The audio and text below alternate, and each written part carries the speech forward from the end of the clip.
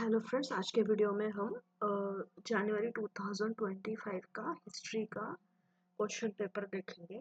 इस वीडियो में हम पूरे 100 क्वेश्चन सॉल्व कर लेंगे।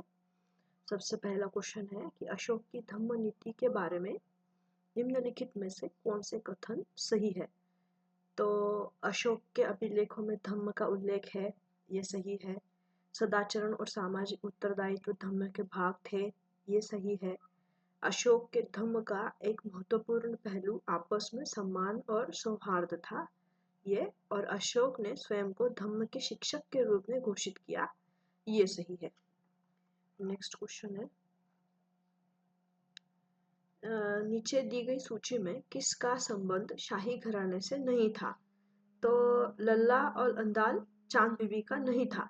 इनका था ये देख लेते कि अलकनदा, अलनका और जेबुनिसा, गुलबदन बेगम और माहम अनगा, जहां आरा और रोशन आरा ये शाही घराना से संबंधित थे। कांची का एक प्रमुख शहर था जिसका अपना अंतर्देशीय पत्तन था, तो वो कौन सा है? ड्रुपेयुरु। ड्रुपेयुरु नाम का एक अंतर्देशीय पत्तन था कांची शहर का। निम्नलिखित में से कौन सा शब्द व्यवस्था मुगलों की मनसबदारी प्रथा से संबंधित नहीं है। तो खुद काश्त जो है वो संबंधित नहीं है, बाकी सारे मनसबदारी से संबंधित है, जैसे कि जब्त, एक अस्पा, दो अस्पा, संख्यात्मक पदवी, ये सारे मनसबदारी से संबंधित है। अब ये क्वेश्चन एक अलग ढंग से इसी क्वेश्चन पेपर में रिपीट हुआ है कि एक अस्पा, दो अस्पा किस शब्द से संबंधित है, तो वो मनसबदारी से संबंधित है। नेक्स्ट क्वेश्चन, लेखक और पुस्तक का मिलान है। तो H.H. डैडवेल की बुक है the Cambridge history of India, B.B. Mishra the administrative history of India, B.C. Joshi rebellion 1857 a symposium, और विपिन चंद्र द एपिक स्ट्रगल। तो इसमें से द एपिक स्ट्रगल वाला जो है वो काफ़ी बार रिपीट हो चुका है, और वो the Cambridge history of India Dodwell का ये भी रिपीट हो चुका है, ये हमें पता होनी चाहिए। नेक्स्ट है कि 1857 का विद्रोह के बारे में सही कथन हमें चुनना था, तो सारे सही पढ़ लेती हूँ। मेरठ से सिपाहियों ने दिल्ली शहर में प्रवेश कर राजनीतिक एजेंट साइमन फ्रेजर को मार डाला, ये सही है। 19वीं नेटिव इन्फेंट्री जिसने एनफील्ड राइफल का उपयोग करने से मना कर दिया था, वह बहरामपुर में स्थित थी, ये भी सही है। एंड खान बहादुर जिसने बरेली में कमान संभाला, वह रोहिलखंड के पूर्व शासक का वंशज था, ये सही है। बाबर ने निम्नलिखित में से किन कारणों से इब्राहिम लोदी को पानीपत के युद्ध में पराजित किया था। तो उसके 3 प्रमुख कारण थे कि उसने भारत में युद्ध के दौरान प्रथम बार बारूद का प्रयोग किया, उसके बाद लोदी की सेना बढ़ी किंतु युद्ध में प्रवीण नहीं थी, इसलिए वो पराजित हो गए, और बाबर को दौलत खान लोदी का समर्थन प्राप्त था, इसलिए भी उसने लोदी को पराजित किया था। नेक्स्ट है, इतिहास लेखन में किस परंपरा के माध्यम से मूल स्रोतों के आलोचनात्मक परीक्षण की शुरुआत हुई। तो इतिहास में बर्लिन क्रांति से ही आलोचनात्मक परीक्षण, मूल स्रोतों का आलोचनात्मक परीक्षण शुरू हुआ था इतिहास लेखन में बर्लिन क्रांति। नेक्स्ट है, निम्नलिखित मराठा नेताओं सिपाहियों पर विचार करें तथा दी गई संबंधित घटनाओं को प्राचीनतम से प्रारंभ क्रम में लगाना है। तो सबसे पहला घटना है कि नाना साहब की मृत्यु हुई, बालाजी बाजीराव नाना साहब की मृत्यु हुई। फिर पेशवा माधवराव की मृत्यु, फिर महादजी सिंधिया की मृत्यु, फिर सवाई माधवराव की मृत्यु, और आखिरी में नाना फडणवीस की मृत्यु। इसमें भी बुक्स एंड ऑथर क्रम जोड़ियों का मिलान करना था। तो पर्सी ब्राउन की जो बुक है वो है Indian architecture Islamic period, Percy Brown Indian architecture Islamic period. Irfan Habib की बुक है agrarian system of Mughal India. Leonard की बुक है the great firm theory of Mughal empire, और के आर कानूनगो की बुक है हिस्ट्री ऑफ द जाट्स। ये पूरा क्वेश्चन रिपीट हो चुका है, पूरा का पूरा क्वेश्चन काफी बार पूछा गया है। Percy Brown, the Indian architecture, Islamic period, Irfan Habib, agrarian system of Mughal India, K I Leonard, the great form theory of Mughal empire, और कानून गो की बुक है हिस्ट्री ऑफ ड्राफ्ट्स। नेक्स्ट है फिर से जोड़िया सुमिलित। चोल सम्राट राजराज एक का पूर्ववर्ती नाम था अरुमोली। चोल सम्राट राजराज एक का नाम अरुमोली। वेंगी का राजा जो राष्ट्रकूट सम्राट कृष्ण III के अधीन था दानार्नवा। दानार्नवा। पश्चिमी चालुक्य जनरल जिसने ईस्वी सन 1006 में वेंगी पर आक्रमण किया वो बायलनंबी था। बायलनंबी। सिहली राजकुमार जिन्होंने चोल सम्राट राजेंद्र का विरोध किया वो था कसप्पा। सिंहली राजकुमार कसप्पा था। नेक्स्ट है फिर से जोड़िया शासक और कार्य। तो अलाउद्दीन खिलजी ने क्या किया था? बाजार सुधार करवाए थे। मोहम्मद बिन तुगलक ने राजधानी को दौलताबाद से जाना। इल्तुतमिश ने बंदगानी ए चहलगानी की शुरुआत की थी और इब्राहिम लोदी ने पानीपत का युद्ध लड़ा था। तो ये भी इसमें से भी काफी रिपीट हो चुके हैं। इल्तुतमिश का हमें पता है कि उसने बंदगानी ए चहलगानी शुरुआत की थी और बाजार सुधार के कार्यक्रम अलाउद्दीन खिलजी ने ही अपनाए थे। निम्नलिखित में से कौन महापाषाण भूनिवेशनों के रूप और शैली को नहीं दर्शाता? तो यज्ञ की वेदी जो है वो महापाषाण भूनिवेशों को नहीं दर्शाता। फिर महापाषाण तुम्ब, गर्त तुम्ब और प्रकार छिद्र ये महापाषाण भूनिवेशकों के रूप और शैली को दर्शाते हैं, लेकिन यज्ञ की वेदी नहीं दर्शाता। तो नहीं दर्शाता मतलब यज्ञ की वेदी। हम विजयनगर में नायक प्रणाली को सामंती प्रणाली के रूप में क्यों देख सकते हैं? क्योंकि सभी नायक कला और मंदिरों के बड़े संरक्षक थे, इसलिए हम उन्हें नायक प्रणाली और सामंती प्रणाली के रूप में देख सकते हैं। नेक्स्ट है इनको क्रम में लगाना है। तो सबसे पहले उन्होंने जैसे क्रम में दिया है ना वही सही जवाब था। तो सबसे पहले आत्मीय सभा है, फिर हिंदू कॉलेज कलकत्ता की स्थापना हुई, फिर सेरमपुर कॉलेज आया, फिर पुना संस्कृत कॉलेज मतलब जो डेक्कन कॉलेज है उसकी स्थापना हुई, और फिर कलकत्ता मेडिकल कॉलेज की स्थापना हुई। तो सबसे पहले आत्मीय सभा, फिर हिंदू कॉलेज कलकत्ता, फिर सेरमपुर कॉलेज, फिर पुना संस्कृत कॉलेज मतलब डेक्कन कॉलेज, और फिर कलकत्ता मेडिकल कॉलेज। किस आयोग ने भाषाई आधार पर राज्यों का निर्माण नहीं करने की सलाह दी थी? क्योंकि इससे राष्ट्रीय एकता को खतरा हो सकता था और यह प्रशासनिक दृष्टि से भी असुविधाजनक था। तो ये जो कथन था वो धर आयोग के बारे में है कि उन्होंने राज्यों का निर्माण भाषाई आधार पर नहीं करने का सलाह दिया था। धर आयोग। वायसराय की कार्यकारी परिषद में विधि सदस्य के रूप में स्थान पाने वाले प्रथम भारतीय थे SP सिन्हा। वायसराय की कार्यकारी परिषद में विधि सदस्य के रूप में स्थान पाने वाले प्रथम भारतीय SP सिन्हा। 9वीं सदी में चंदेल तथा कलाचुरी द्वारा जीते गए क्षेत्रों की पहचान। तो गोंड, राधा, अंग और वंग ये कलचुरी शासक द्वारा जीते गए क्षेत्र थे। गौड़, राधा, अंग, वंग। नेक्स्ट है स्थल और पुरातात्विक साक्ष्य। तो बागोर जो है वो मध्य पाषाण कालीन है। बेराट बौद्ध अवशेष यहाँ पे मिलते हैं। अहर ताम्र पाषाणीय है और कालीबंगा परिपक्व हड़प्पा संबंधी से है। गैर राजतंत्रीय से नव राजतंत्रीय समूहों में सनकानिका के संक्रमण परिवर्तन की प्रक्रिया का आरंभ। सनकानिका के संक्रमण परिवर्तन की प्रक्रिया का प्रारंभ हुआ चंद्रगुप्त द्वितीय के दौरान। फिर से कंसेप्ट है देखिए। पुलिस में निचले दर्जे के कर्मचारी जो है उन्हें कहा जाता था गेवाया। पुलिस में निचले दर्जे के कर्मचारी गेवाया। आपातकाल के दौरान कोषागार को भरने के लिए कठोर उपाय प्राणक्रिया। आपातकाल के दौरान कोषागार को भरने के लिए कठोर उपाय प्राणक्रिया। मोर के अंतर्गत अधिकारियों को दौरे पर भेजने की प्रक्रिया अनुसमयान। अनुसमयान और मनेमेदिश से संबंधित कुमार सांबा। मने मेदिश से संबंधित कुमार सांबा। ब्रिटिश संसद द्वारा एक अधिनियम के द्वारा भारत में किस वर्ष उच्च न्यायालयों की स्थापना का प्रयोजन किया था? तो 1861 में उच्च न्यायालयों की स्थापना का प्रयोजन किया गया। 1861। इतिहास लेखन हेतु पाद टिप्पणियां के प्रयोग से निम्नलिखित में से किस उद्देश्य की पूर्ति नहीं होती?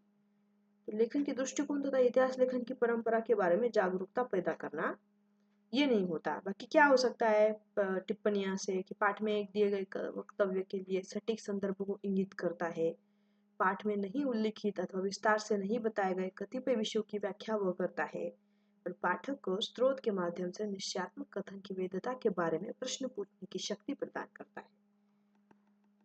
नेक्स्ट है कि गुरु नानक की मृत्यु कब हुई थी? तो 1539 में उनकी मृत्यु हो गई।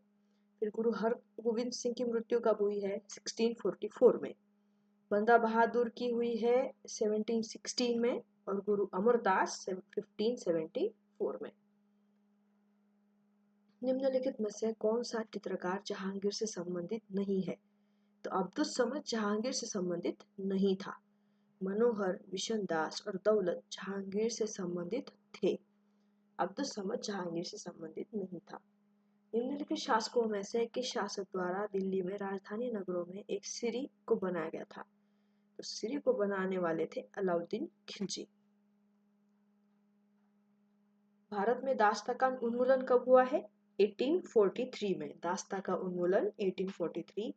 महिला भ्रूण हत्या अधिनियम 1870। ठगी अधिनियम 1836। और ब्रिटेन में दास्ता उन्मूलन 1820। दास्ता उन्मूलन ब्रिटेन में 1820। ठगी अधिनियम 1836। महिला भ्रूण हत्या 1870 और दास्ता उन्मूलन भारत में हुआ था 1843 में। राम वर्मा किस भाषा के लेखक थे? तो वो मलयालम। वारिस शाह पंजाबी। शाह अब्दुल लतीफ सिंधी और दयाराम गुजराती। नेक्स्ट है गलत चयन करना था, तो सी और डी, तहसील एक छावनी पोस्ट, ये गलत है। और ख्यात राजस्थान में हस्तलिपि के रूप में इतिवृत्त, ये गलत है। सही पढ़ लेते कि हुंडी मतलब विनिमय पत्र, ये हमें पता ही है। और जजिया कर कौन सा था? कि इस्लामिक राज्य द्वारा गैर मुस्लिमों पर लगाया गया कर था। ये क्वेश्चन एमपीएससी में आया था कि जजिया कर किनको लागू होता है? तो वो लगाया जाता है इस्लामिक राज्य द्वारा गैर मुस्लिमों पर। और तकावी जो है वो मुगलों का एक शक्तिदायक पेय है। तकावी मुगलों का एक शक्तिदायक पेय था। नेक्स्ट है गलत विकल्प, जो मिर्जा गालिब मिर्जा नामा है वही गलत है। अभी सही पढ़ लेते हैं कि केशव दास, रसिक प्रिया, बादशाहनामा शाहजहां के बारे में, और गुलबदन बेगम हुमायूं। नेक्स्ट है किस ब्रिटिश गवर्नर ने 1859 में एक कार्यवाही सारांश में यह लिखा था कि साम्राज्य को विभाजित करना प्राचीन रोमन ध्येय था और हमारा यही ध्येय होना चाहिए? तो ये साम्राज्य विभाजन के बारे में लॉर्ड एल्फिंस्टन ने लिखा हुआ है। सही क्रम पुस्तक का सही युग्म देखना था, तो अबुल फजल अकबरनामा ये सही है, और जियाउद्दीन बर्नी फतवा ए जहांगीरी ये भी सही है। पुस्तक मिलान सही चयन था। तो हरबंस मुखिया का जो पुस्तक है historians and historiography during the reign of Akbar, ये सही है। रिचर्ड एटन तथा P Wagoner power memory architecture constant sites on India's Deccan plateau, ये सही है।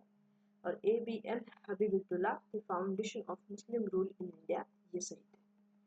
कलकत्ता के हिंदू कॉलेज के पहले विजिटर के रूप में किसे नियुक्त किया गया था? H.H. विल्सन 1823 में उनकी नियुक्ति की गई थी।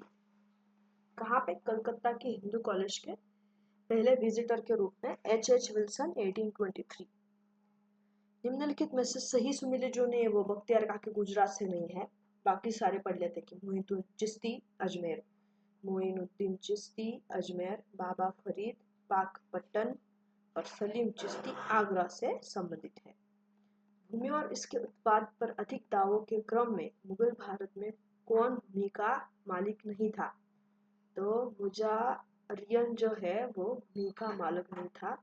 बाकी कौन थे कि खुदकाश्त, पाहीकाश्त और मुकर्ररी आया, ये जो है वो भूमि के मालिक कहे जाते थे। नेक्स्ट, किस वर्ष लंदन में धन भेजने के लिए निर्गत सिक्कों से कमाए गए लाभ से एक स्वर्ण मानक रिजर्व बनाया गया, जो कि आंशिक रूप से विनिमय में आने वाले उतार चढ़ाव को रोकने, होने वाले व्यय को पूरा करने और सिक्का ढलाई के लिए चांदी खरीदने हेतु किया गया था।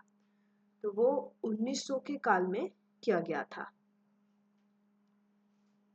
अपराजित प्रछा में उल्लिखित निम्नलिखित अधिकारियों को उनके द्वारा नियंत्रित गांवों के सदस्यों की संख्या के आधार पर आरोही क्रम लगाना था। तो सबसे पहले जो है वो चतुरामशिका है, फिर लघु सामंत, फिर सामंत, फिर महासामंत और आखिरी में महामंडलेश्वर, ये उनका क्रम है। नेक्स्ट है, निम्नलिखित में से किस इतिहास लेखन ने अपने इतिहास लेखन में काल्पनिक भाषणों के समावेश का प्रयोग किया? काल्पनिक भाषणों का समावेश किया थुसिडाइडिस ने।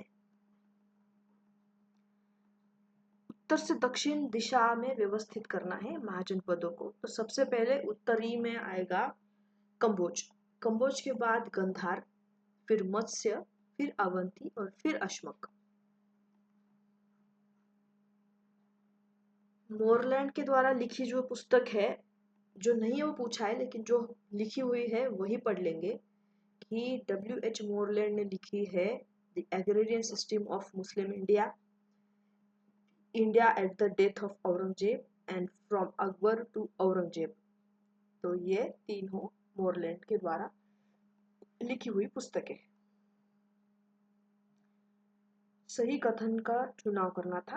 तो चाफेकर बंधुओं ने पुणे में 1897 में 2 अलोकप्रिय ब्रिटिश अधिकारियों की हत्या की, ये सही है। तिलक को 1908 में गिरफ्तार किया गया और 6 वर्ष की कठोर कैद की सजा सुनाई गई, ये सही है। और वर्ष 1914 में सरकार ने मौलाना मोहम्मद अली के कॉमरेड नाम प्रकाशन का दमन किया, ये सही है। कार्ल पॉपर ने निम्नलिखित में से किन पुस्तकों की रचना की है? तो कार्ल पॉपर जो है वो the open society and it's enemies, the poverty of historicism, ये 2 पुस्तकों के वो लेखक है कार्ल पॉपर। निम्नलिखित बोधिसत्वों में कौन सा करुणा को निरूपित करता है? करुणा को निरूपित करने वाला अवलोकितेश्वर है। आधुनिकोत्तर इतिहास लेखन के संबंध में निम्नलिखित में से कौन से सही नहीं? कि इतिहास लेखन के लिए कार्य कारण संबंध तथा कालानुक्रम आवश्यक है, ये सही नहीं है। बाकी सारे सही है कि अतीत को परिलक्षित करने वाले स्रोत हमेशा किसी अन्य के दृष्टिकोण से लिखे होते हैं। इतिहास लेखन में अनुक्रमित काल के विचार को छोड़ा जा सकता है और इतिहास स्रोतों के स्थायी तथा अपरिवर्तनीय अर्थ नहीं होते। द बहमनीस ऑफ द डेक्कन पुस्तक के लेखक है हारून खान शेरवानी। तो कल्ती का जो है वो अधिकारी जो मोती मत्स्य पालन का निरीक्षण करता है, वो कौन कहलाता था? कल्ती का। कर्णटिकान जो है वो प्रमुख मुंशी हुआ करता था। पोले शेलई जो है वो पांड्य शासक मुदुकुदुमी की पदवी थी। और ओवेयर जो है वो कवियत्री जिसने सम्राट आदिगेमन की प्रशंसा की थी। नेक्स्ट है, सही चयन करना था, तो सारे ही सही है इसमें।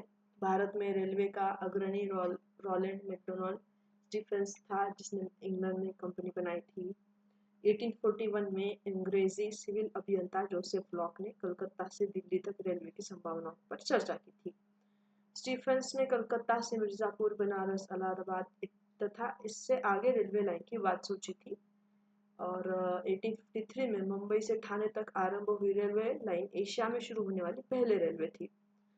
और डलहौजी ने 20 अप्रैल 1853 को अपना विस्तृत रेलवे सारांश जारी किया था, जिसमें रेलवे के सैन्य और वाणिज्यिक लाभों का वर्णन किया गया था। तो ये तो हमें पता ही है कि मुंबई से ठाणे तक जो रेलवे थी वो सबसे पहली रेलवे है एशिया की, जो 1853 में चलाई गई थी। ये क्वेश्चन रिपीट हो गया था। इस काल के प्रारंभ में, ईसा काल के आरंभ में स्वात घाटी में स्तूपों का निर्माण अधिकांशतः किस पत्थर से किया गया था? तो वो था शिस्ट, मतलब स्तरित चट्टान। स्वात घाटी स्तूपों का निर्माण स्तरित चट्टानों के द्वारा किया जाता था। तो कुछ कंसेप्ट है कि वेलालर क्या कहा जाता है? कृषक। कृषक को वेलालर कहा जाता है। अरशर राजा, वैशियार व्यापारी और वेलिर मुखिया। तत्वार्थ राजवर्तिका का लेखक विद्यानंद अकलंका है। तत्वार्थ राजवर्तिका विद्यानंद अकलंका। कौन से तीर्थंकर जैन धर्म में कृष्ण से संबंधित है? नेमिनाथ जो है वो कृष्ण से संबंधित है।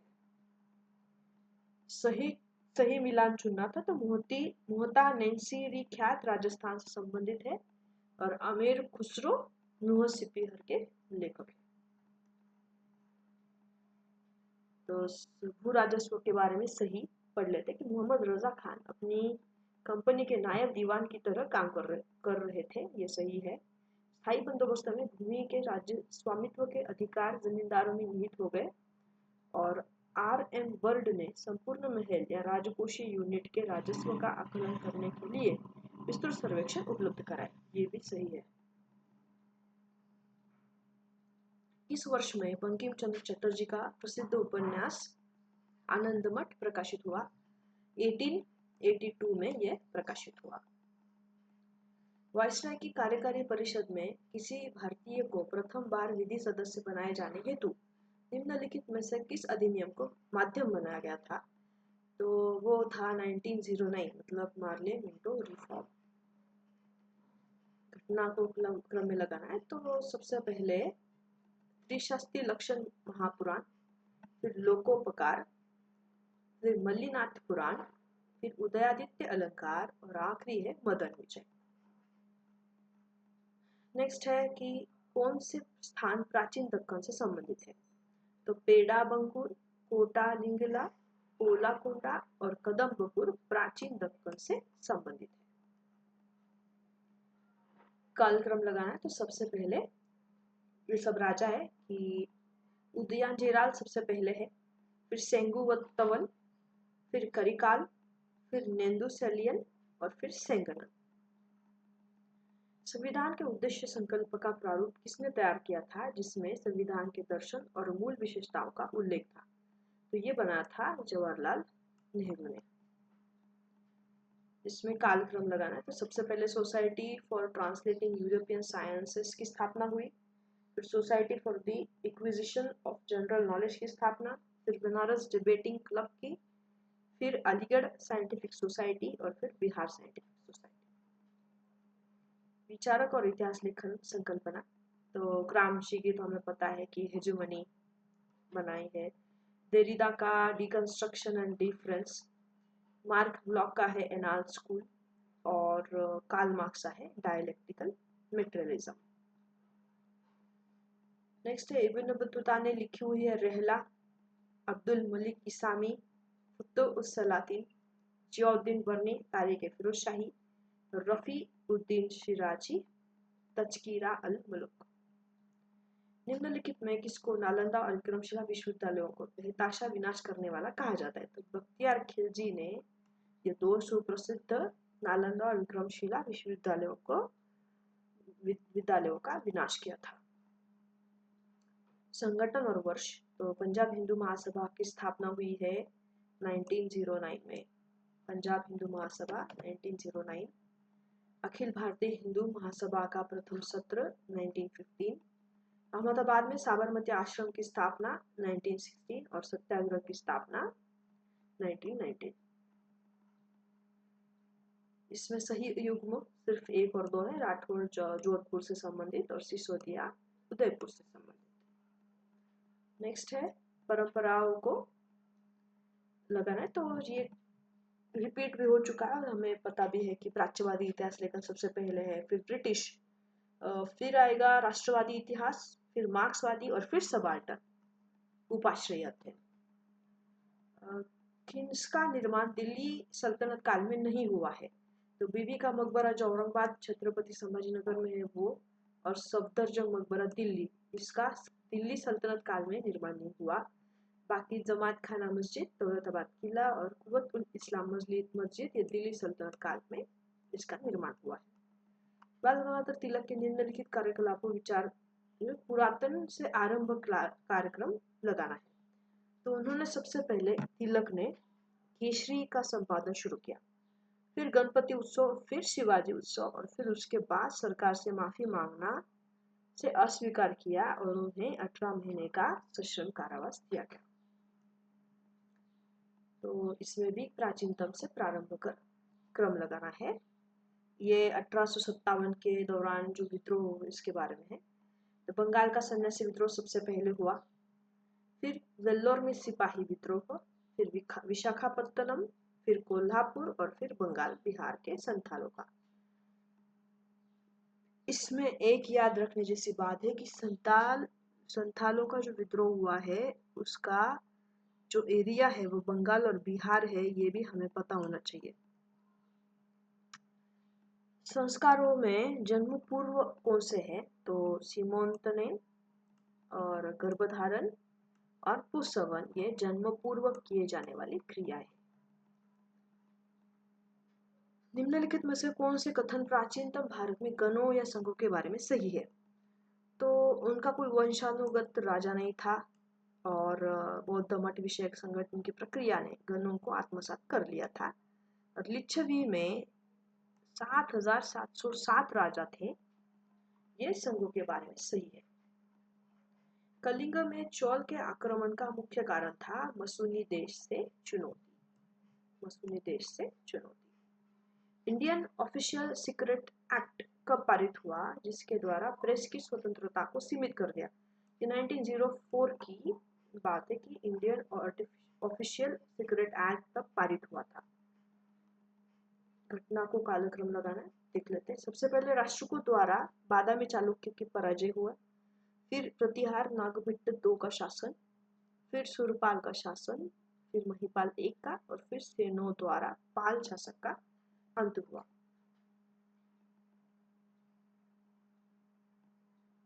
पूरनचंद एक हिंदू निम्नलिखित में से किस शासक के अधीन दीवान था? निजाम उल मुल्क के अधीन पूरनचंद एक दीवान था।